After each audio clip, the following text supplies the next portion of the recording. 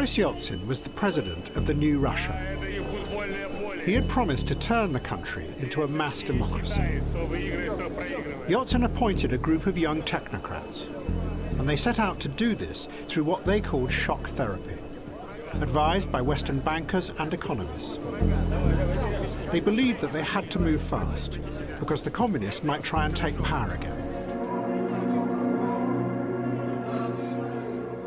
But behind it was a grander, utopian idea, that it might start the spread of democracy all around the world.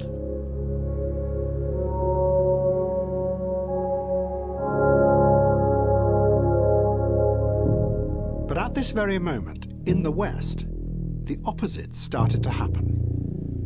The whole idea of mass democracy began to be questioned and undermined from inside the political establishment itself. It began almost unnoticed, hidden behind the wave of enthusiasm after the fall of communism. But a political scientist called Peter Mayer has argued that what happened in the 1990s was that the old idea of democracy started to disappear in the West. And it was replaced by something else, which we haven't fully comprehended yet, or even seen, because it is outside the old categories of politics.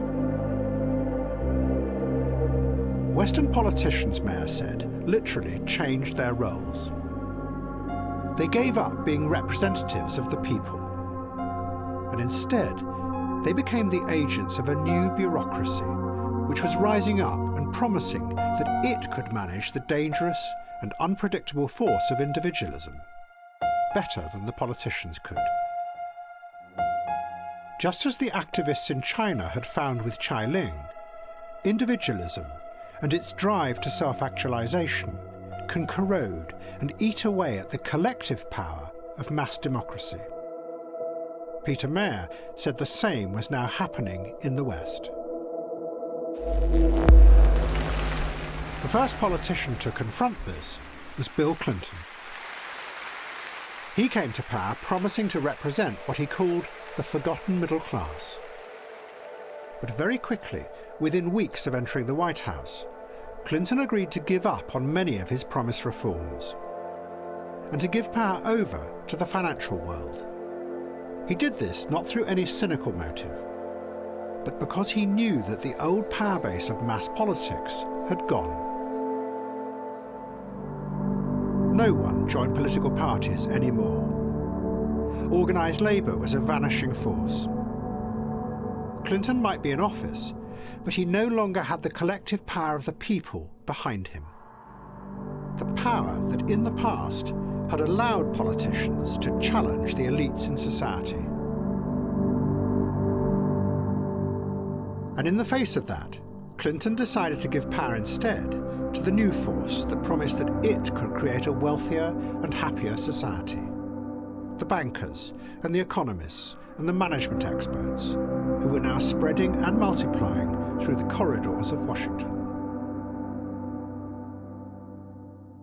We know big government does not have all the answers. We know there's not a program for every problem. The era of big government is over. If the new bureaucracy delivered on their promises, it was going to be a wonderful world. But if something went wrong, then the politicians would have no power with which to confront them. The shift in politics had begun.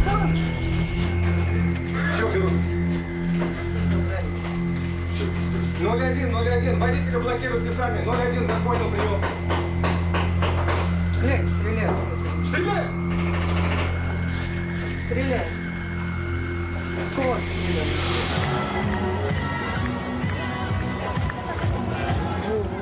In Russia, the democracy experiment had gone out of control.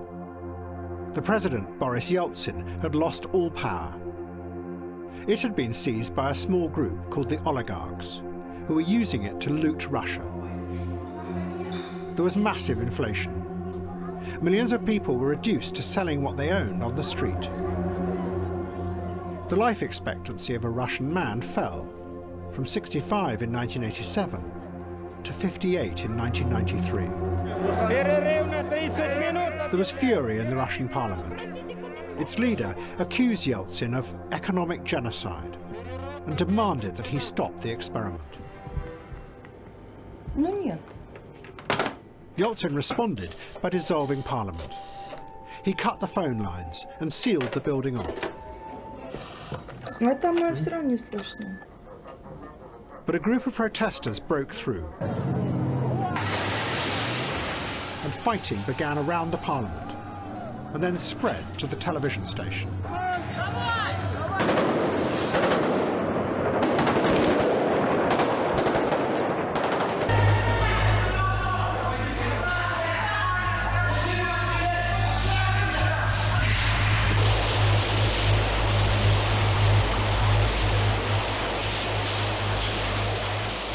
Yeltsin portrayed it as a stark battle of good against evil.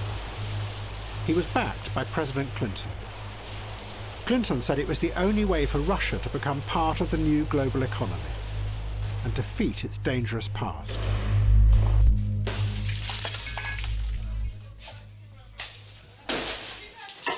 But in among the fighting was a man who believed that he knew what was really happening.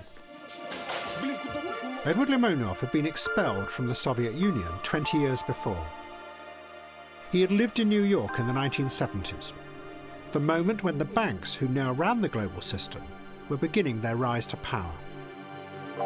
Limonov was convinced that what was happening now had nothing to do with democracy.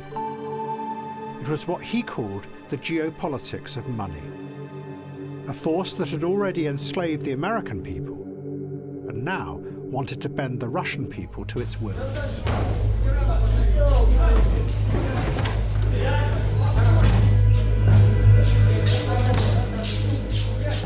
And when Yeltsin ordered the tanks to attack the Russian parliament, backed by the American president and by the bankers and the economic experts, Limonov decided he was going to fight this system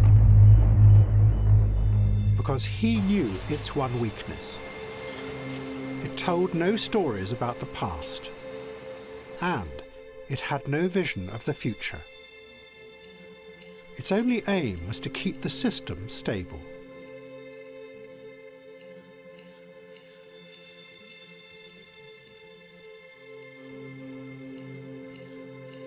Limonov had visited the Serbian nationalists who were besieging the city of Sarajevo.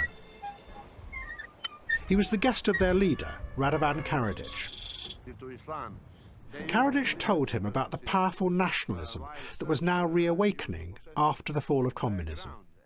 Serbs used to possess the entire ground. We own this country. This is our country. Turks have been here occupiers, and the Muslims are successors of those occupiers.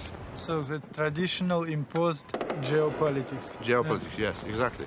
Ovo je gospodin Limonov, pisac ruski, veoma poznat. Limonov became notorious when he was then filmed firing a machine gun in what seemed a random manner into the city below.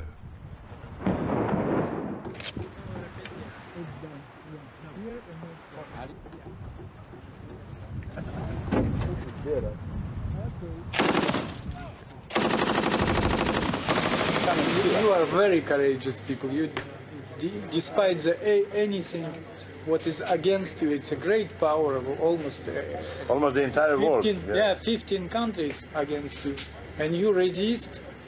And I repeat again, we Russians, we should take example from you. Limonov realized that something was re-emerging from the past in Bosnia. might have the power to confront the new system of global money. It was nationalism, and the national myths that came with it.